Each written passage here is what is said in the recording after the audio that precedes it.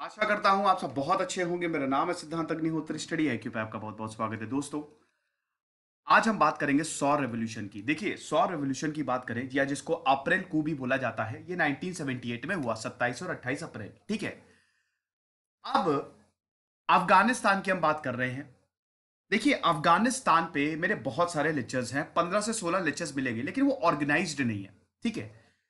तो मॉडर्न अफगानिस्तान मतलब आज के अफगानिस्तान की जो हालत है, 3 लेक्चर में मैं कवर कर दूंगा। आपको एक एक चीज पता चल जाएगी, पूरी अंडरस्टैंडिंग हो जाएगी, इसके बाद कोई डाउट नहीं रहेगा। ठीक है।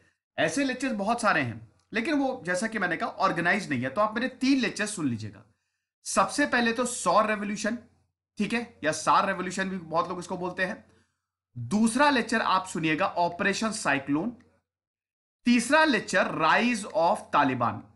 तो ये आपका 1979 से लेकर 2020 तक ये पूरा अफगानिस्तान का इश्यू कवर हो जाएगा, और मैं पूरा बैकग्राउंड भी इसमें समझाऊंगा। ठीक है। तो हो सकता है थोड़ा लेक्चर लंबा हो। इसके बाद आप कुछ भी पढ़ेंगे अफगानिस्तान से रिलेटेड, क्रिस्टल क्लियर क्लियर रहेगा, आपको समझ रहे हैं। तो हम सौर रेवोल्यूशन की आज हम बात करेंगे। 1978 में जो रेवोल्यूशन हुआ, जो क्रांति आई, उसने अफगानिस्तान को बदल के रख दिया पूरी तरीके से। लेकिन वो क्रांति ज्यादा दिन चली ही नहीं। लोगों को उम्मीद थी कि जो कम्युनिस्ट पार्टी आई है, जो पीडीपीए आई है, वो हमारे लिए बहुत अच्छा काम करेगी, बहुत अच्छा काम कर भी रही थी। लेकिन जैसा कि मैंने बताया कि इंटरनेशनल पॉलिटिक्स ने ऐसा मोड़ लिया कि अफगानिस्तान का बेड़ा गर्क हो गया। तो इस लेक्चर में दोस्तों हम पूरे इशू को जानेंगे, अफगानिस्तान के बारे में भी जानेंगे, साथ ही साथ मैं ये भी आपको बताऊंगा कि कौन कौन से लेक्चर्स है जो आपको देखने हैं। ठीक है, अफगानिस्तान से रिलेटेड। तो चलिए आगे बढ़ते हैं। स्टूडेंट्स को रिकनेक्ट, मेरा फेसबुक पेज है, सिद्धांत अग्निहोत्री के नाम से मेरी फेसबुक प्रोफाइल है। दोनों ही जगह आप लेक्चर की पीडीएफ ले सकते हैं, सवाल भी पूछ सकते हैं। गौरव सर ने कमाल की किताब लिखी है, फेलियर टू ट्रायम्फ। आप इसको स्टडी आईक्यू की वेबसाइट से प्री बुक कर सकते हैं। स्टडी आईक्यू का ऐप आ गया है दोस्तों, आप इसको डाउनलोड करिए। मैंने बहुत सारे माइक्रो कोर्सेज बनाए हैं। साथ ही साथ मैं ट्विटर पे आ गया हूं, ये रही मेरी आईडी, फॉलो करना मत भूलिएगा। मैं बहुत इंपॉर्टेंट अनाउंसमेंट करता रहता हूं। ये मैप देख लीजिए आप। ठीक है। देखिए, ये है अफगानिस्तान। अफगानिस्तान जो है बहुत ही इंपॉर्टेंट है। आपको बता दूं कि अफगानिस्तान में सबसे ज्यादा, दुनिया भर में सबसे ज्यादा ओपीएम अफगानिस्तान में उगाया जाता है भैया। गोल्डन क्रिसेंट का हिस्सा है ना ये। तो ये पूरा यहाँ पे आपको ओपीएम, हीरोइन मिलेगी, बहुत खेती होती है अफगानिस्तान में। नेचुरल रिसोर्सेज आपको भर भर के मिलेंगे। तभी तो जितने देश हैं, इंटरनेशनल पॉलिटिक्स दोस्तों ऐसी है कि अफगानिस्तान में अमेरिका इसीलिए तो घुसाया है। अमेरिका ने सोचा कि अफगानिस्तान पे हम कंट्रोल कर लेंगे, और बहुत अनटैप्ड रिसोर्सेज है अफगानिस्तान में। यहां पे आपको नेचुरल गैस भी मिलेगी, यहां पे आपको तेल भी मिलेगा। ठीक है। लेकिन अनस्टेबिलिटी इतनी ज्यादा है कि उसको यूटिलाइज ही नहीं किया जा सका। इसीलिए अमेरिका का बहुत बड़ा इंटरेस्ट था, लेकिन trillions and trillions of dollar फूक के अमेरिका को कुछ भी नहीं मिला। समझ रहे हैं, क्योंकि अफगानिस्तान पे कब्जा करना मुश्किल ही नहीं, नामुमकिन है।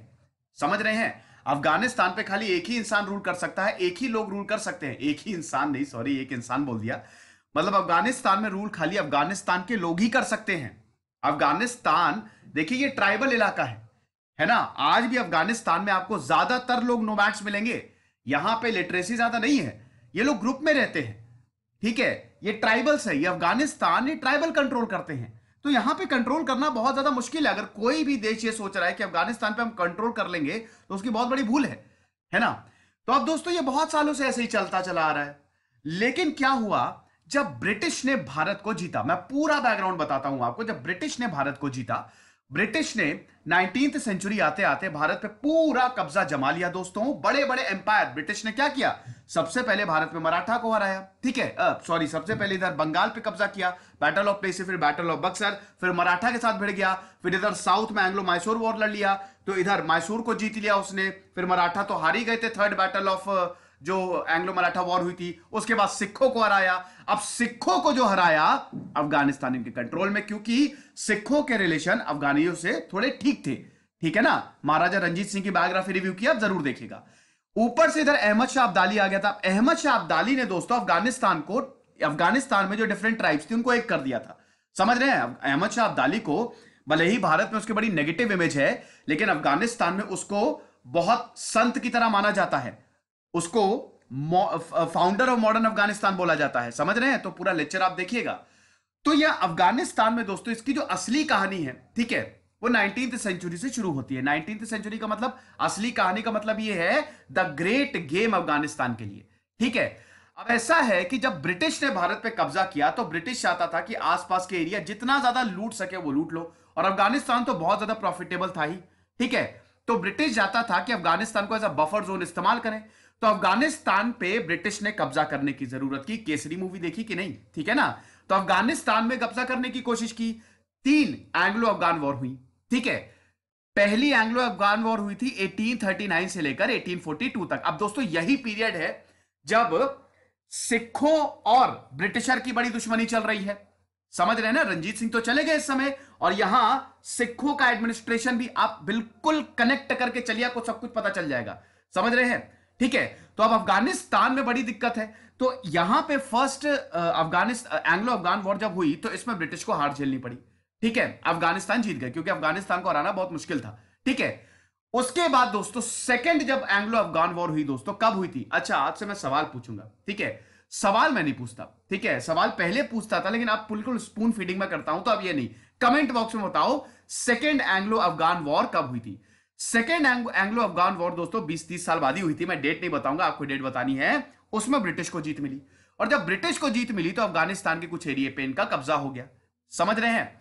लेकिन थर्ड एंग्लो अफगान वॉर जब हुई 1919 में, फाइनली ब्रिटिश ने विड्रॉ कर लिया। यहां पे अफगानिस्तान की डिप्लोमेटिक विक्ट्री थी। एक्चुअली क्या था, रशिया भी चाहता था कि अफगानिस्तान पे कब्जा हो जाए, ब्रिटिश भी चाहता था अफगानिस्तान पे कब्जा हो जाए। ये बहुत टाइम से चलता चला आ रहा था रशिया और ब्रिटिश में। रशियन एम्पायर वैसे ही बहुत बड़ा था, तो दोनों में होड़ सी लगी थी कि अफगानिस्तान पे कब्जा कौन करता, लेकिन अल्टीमेटली ब्रिटिश जीता। लेकिन ब्रिटिश 1919 में वर्ल्ड वॉर 1 जब खत्म हुआ तो finally third Anglo Afghan war, Afghanistan को ब्रिटिश छोड़ के चला गया। ब्रिटिश ने बोला कि अब हम तुमको छुएंगे नहीं, अफगानिस्तान को आजाद कर दिया, अफगानिस्तान को रिकॉग्नाइज कर दिया, और अफगानिस्तान अब आजाद है। समझ रहे हैं? और अब यहां पे राजा महाराजा का रूल चलेगा, मोनार्की आ गई। ये चीज आप समझे, ये बैकग्राउंड आप समझ गए, बहुत बढ़िया। अब वर्ल्ड वॉर 1 के बाद चलते हैं हम। किंग जाहिर शाह आ गए। राजा जाहिर जो है 1933 में अफगानिस्तान में आ गए। 1933 से लेकर 1973 तक 40 साल तक जाहिर शाह रहे, और उनका रूल बड़ा न्यूट्रल था। वो वेस्ट को ज्यादा सपोर्ट नहीं करते थे। सपोर्ट इन द सेंस की सपोर्ट तो था ही वैसे, ठीक है, ब्रिटिश का तो सपोर्ट था ही, लेकिन जाहिर शाह न्यूट्रल थे। इनफैक्ट वर्ल्ड वॉर 2 में भी वो न्यूट्रल थे। वर्ल्ड वॉर 2 में भी उन्होंने ज्यादा किसी का साथ नहीं दिया था, और उन्होंने, उनकी जो पॉलिसीज थी वो काफी अच्छी थी, काफी मॉडर्निस्टिक पॉलिसी थी। ठीक है ना, रिफॉर्मेशन चालू किया उन्होंने, बकायदा लोगों को राइट्स दिए। ठीक है, 1973 में दोस्तों क्या हुआ, 1973 में हो गया जाहिर शाह का तख्ता पलट। जाहिर शाह के जो भाई थे, जाहिर शाह गए हुए थे बाहर, मोहम्मद दाऊद खान ने इनका तख्ता पलट। मोहम्मद दाऊद खान जो थे वो जाहिर शाह के प्राइम मिनिस्टर थे। 1963 में इनको प्राइम मिनिस्टर बनाया था, और इनके कजन थे जाहिर शाह के, कजन नहीं, इनका पत्ता काट दिया। अब 1973 में जब जाहिर शाह का तख्ता पलट हुआ तो मोहम्मद दाऊद खान आ गए, ये लीडर बन गए, ये प्रेसिडेंट और प्राइम मिनिस्टर दोनों बन गए। सपोर्ट किसका था? पीडीपीए। बस ये समझ लो, आपको इस लेक्चर में पीडीपीए को समझना है, आप पूरा डायनामिक समझ जाएंगे। ठीक है, हम 1979 की बात कर रहे हैं, याद रखिएगा, 1979 तक की बात करेंगे, और 1979 से लेकर 1989 तक मेरे बहुत सारे लेक्चर्स हैं। अब ऑपरेशन साइक्लोन देखिएगा। ठीक है, तो यहां पे हम देखते हैं कि People's Democratic Party of Afghanistan, democratic लगा है तो इसका मतलब यह नहीं है कि ये डेमोक्रेटिक पार्टी है, ये कम्युनिस्ट पार्टी है। समझ रहे हैं? लेफ्टिस्ट पार्टी है। ओके, देखिए, अब हम थोड़ा सा और पीछे चलते हैं। समझ गए? यहां तक आप स्टोरी समझ गए होंगे कि 1973 में इधर तख्ता पलट हो गया। पीडीपीए को आप समझिए, ये जो पार्टी है ये बनी थी 1965 में। ठीक है, 1965 में बनी। क्यों बनी थी? क्योंकि अफगानिस्तान में, देखिए, कम्युनिज्म जो है वो राइट्स की बात करता है, क्लासलेस सोसाइटी की बात करता है। ठीक है, लेफ्टिज्म अगर बात करें। ठीक है, पीडीपीए इसलिए बनी थी क्योंकि लोगों की हालत बहुत अच्छी नहीं थी, है ना। प्लस दोस्तों, ये जो 1960s का दौर था, वो पूरी दुनिया में, मिडिल ईस्ट कंट्रीज में, यहां पे कई जगह प्रोटेस्ट हो रहे थे। 1968 में तो बहुत जगह प्रोटेस्ट हो रहे थे, अफगानिस्तान कैसे पीछे रहता। तो 1965 में दोस्तों इस पार्टी को बनाया गया, PDPA, People's Democratic Party of Afghanistan, जो कि कम्युनिस्ट पार्टी है। समझ रहे हैं? अब इनके फाउंडर कौन कौन थे, ध्यान से सुनिएगा, अभी इन सबका नाम आएगा। नूर मोहम्मद ताकी, ठीक है, बरबक करमाल और हाफिजुल्लाह आमीन, ये 3 मेन फाउंडर थे। पीडीपीए के 2 ग्रुप्स थे। ठीक है, बहुत ध्यान से सुनिएगा। पीडीपीए के दो ग्रुप्स थे। कौन था? पहला था परचम। लिखा है क्या यहीं पे? नहीं नहीं, लिखा नहीं है। पहला परचम ग्रुप। परचम मतलब क्या होता है? झंडा, फ्लैग। ये नेशनलिस्ट थे, समझ रहे हैं? इसमें जो सपोर्ट था अर्बन मिडिल क्लास। अच्छा, एक चीज और, अफगानिस्तान में दोस्तों आपको बता दूं कि पश्तून पॉपुलेशन बहुत ज्यादा है।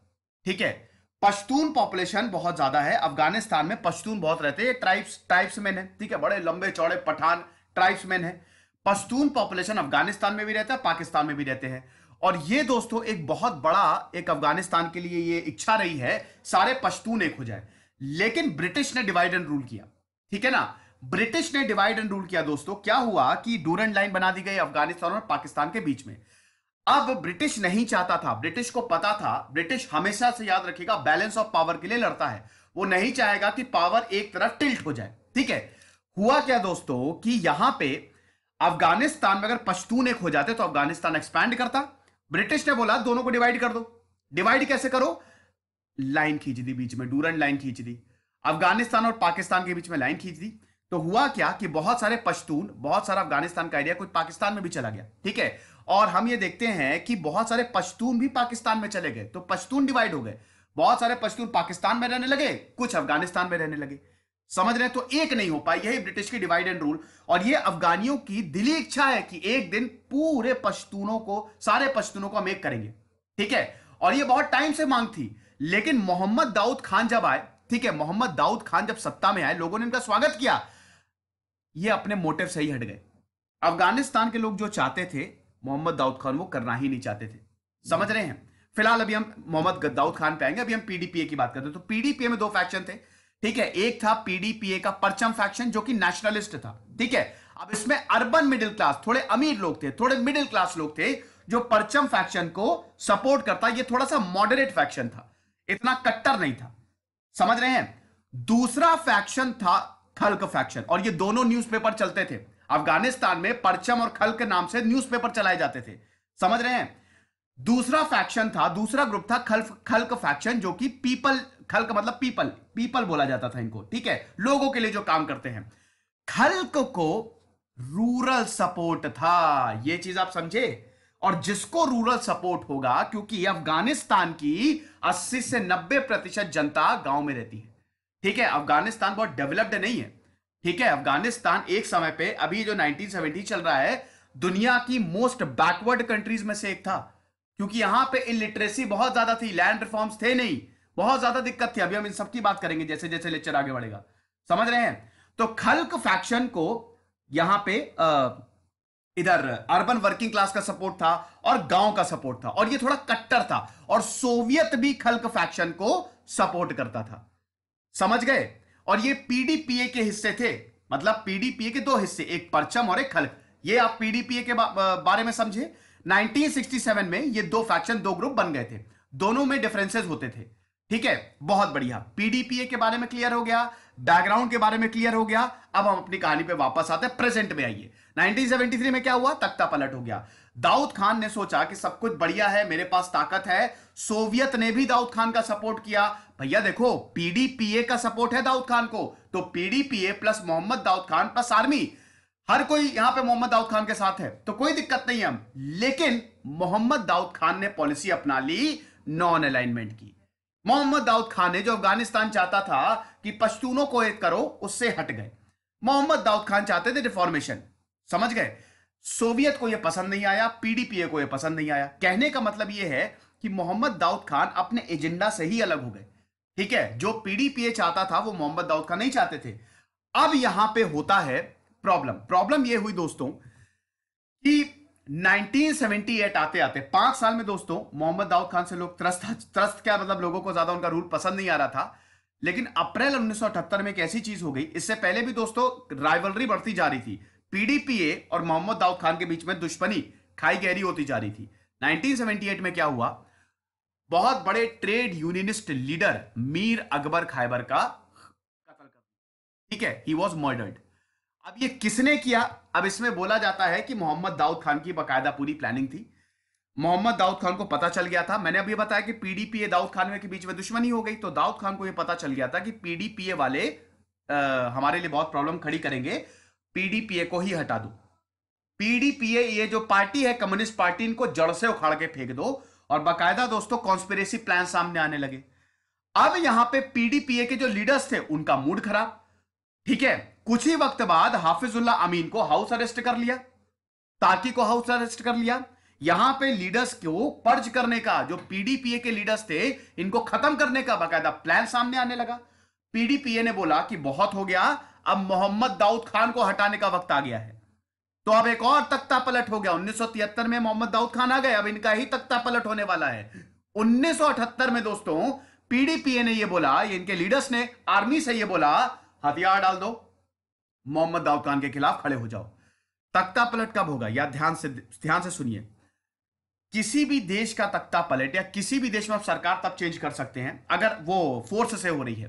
ठीक है, डेमोक्रेटिकली नहीं, अगर फोर्स से हो रही है तो तभी तख्ता पलट हो सकता है, जब पुलिस आपके साथ हो जाए, आर्मी आपके साथ हो जाए।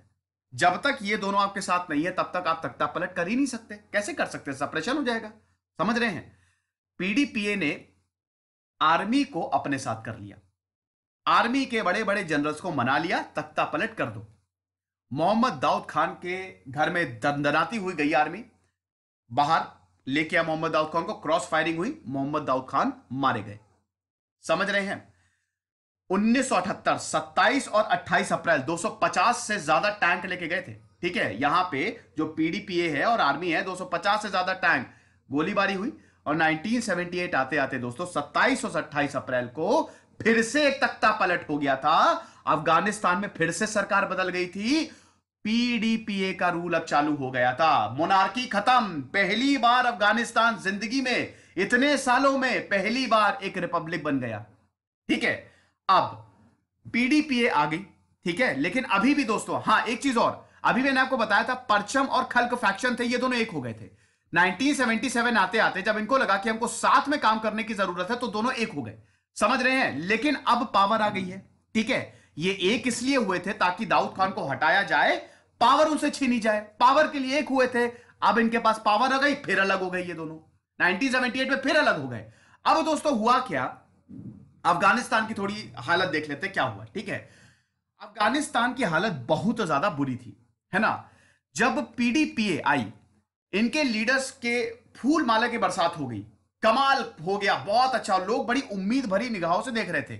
अब लोग उम्मीद भरी निगाहों से क्यों देख रहे थे, मैं अफगानिस्तान को के बारे में थोड़ा बताता हूं। अफगानिस्तान में दोस्तों सिर्फ और सिर्फ 14% लोग उस समय शहरों में रह रहे थे।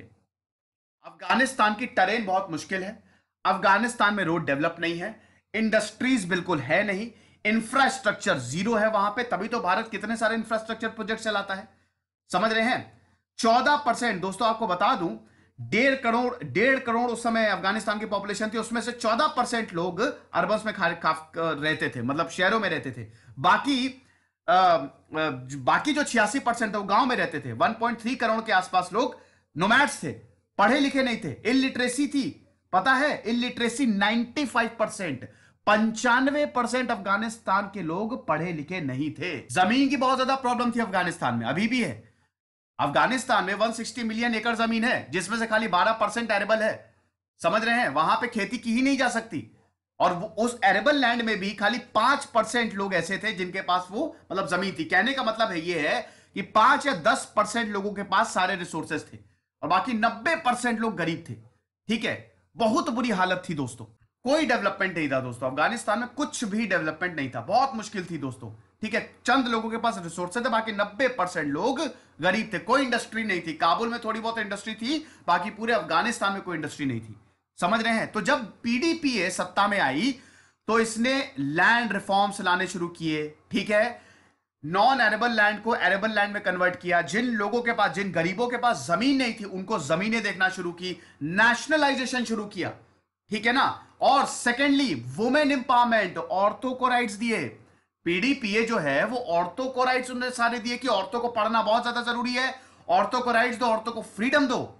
मैरिज रिफॉर्म्स लेके आए, मैरिज रिफॉर्म्स। सालों सालों से, यहां पे हजारों सालों से अफगानिस्तान में उनका अपना मैरिज सिस्टम था। बहुत ही कम उम्र में शादी कर देते थे और एज कंसेंट थी। आप किसी मतलब यहां पे अपनी मर्जी से शादी नहीं कर सकते। तो ये सब चेंज किया। ठीक है, कि अब दहेज बिल्कुल भी नहीं चलेगा, एज कंसेंट बिल्कुल भी नहीं चलेगा, औरतें अपने हिसाब से शादी करेंगी। ठीक है, एग्रीकल्चरल कल्चरल रिफॉर्म्स लेके आए, एजुकेशन रिफॉर्म्स लेके आए, स्कूल खोले, बकायदा बहुत सारे हॉस्पिटल बना, वाटर का डिस्ट्रीब्यूशन किया, वाटर प्रॉब्लम बहुत ज्यादा रहती है, हेल्थ रिफॉर्म, सोशल रिफॉर्म्स, ये इतने सारे रिफॉर्म जब पीडीपीए लेके आए दोस्तों, 1000 साल की सभ्यता है, 1000 से ज्यादा, वहां के लोग इसके आदी नहीं है, चेंज के आदी नहीं है, लोगों को ये बिल्कुल पसंद नहीं आया। अब लोग पीडीपीए के खिलाफ हो गए, लोग पीडीपीए के खिलाफ खड़े हो गए। ये क्या कर रहे हो, हमारी इतने सालों की जो सत्ता है, जो हमारी सभ्यता है, जो हमारे कस्टम्स और ट्रेडिशन है, रातों रात उसको बदल नहीं सकते तुम। पीडीपीए का दोस्त कौन है, सोवियत। भैया जहां पे भी कम्युनिज्म होगा वहां सोवियत आएगा ही। ठीक है, पीडीपीए को बोला कि परेशान मत हो, सोवियत ने बोला कि हम तुम्हारी मदद करेंगे, और सोवियत ने पीडीपीए को मदद करनी शुरू की। बाकायदा उन्होंने अपनी आर्मीज भेजी कि अगर कोई भी तुम्हारे सामने खड़ा हो रहा है, ये लो आर्मी, उसको सप्रेस करो, कोई दिक्कत नहीं है, तुम अपना रेवोल्यूशन बिल्कुल जारी रखो, तुम अपने जो जो चेंज कर रहे हो उसको जारी रखो। तो सोवियत का पूरा सपोर्ट था पीडीपीए को, समझ रहे हैं। लेकिन अब क्या हुआ, एक साल दोस्तों 1978 से लेकर 1979 तक, एक साल में दोस्तों पीडीपीए में भी प्रॉब्लम हो गई, फिर से ये लोग बट गए। ठीक है, परचम और खल्क फैक्शन दोनों बट गए, और अब दोनों में पावर स्ट्रगल शुरू हो गई कि किसके पास ताकत रहेगी।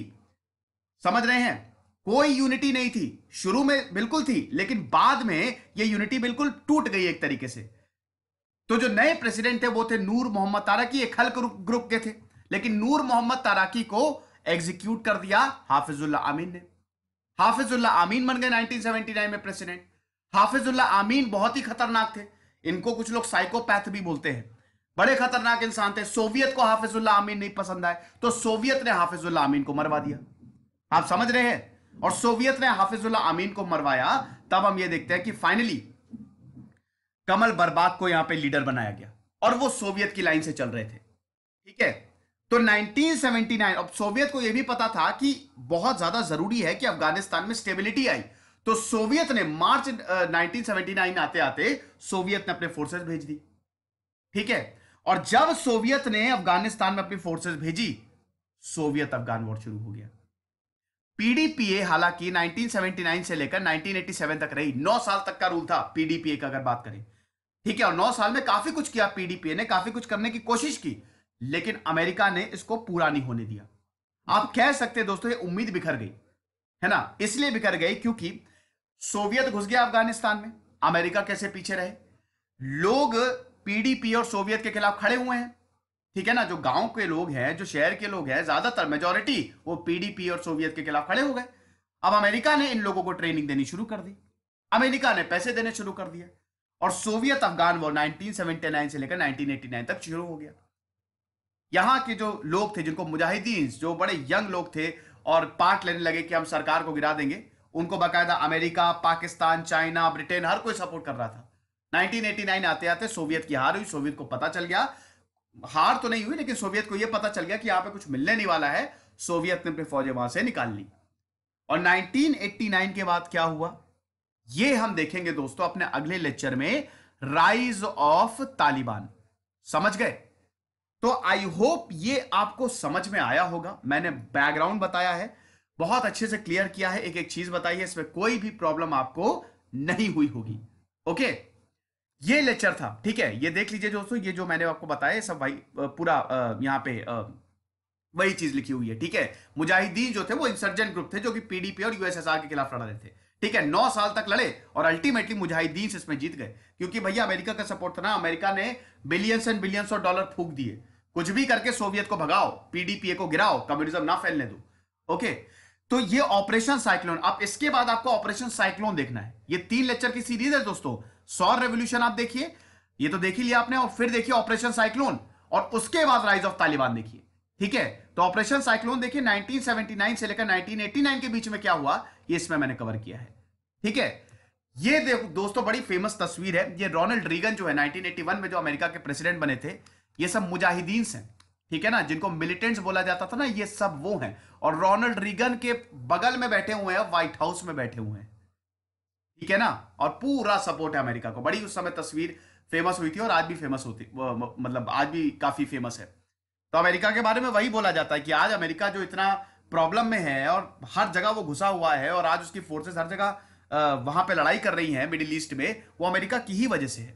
ठीक है, अमेरिका ने जो किया आज उनके साथ वही हो रहा है। ओके, तो ये लेक्चर था, आई होप आपको पसंद आया होगा। खुश रहिए, पढ़ते रहिए। दिस इज सिद्धांत अग्निहोत्री साइनिंग।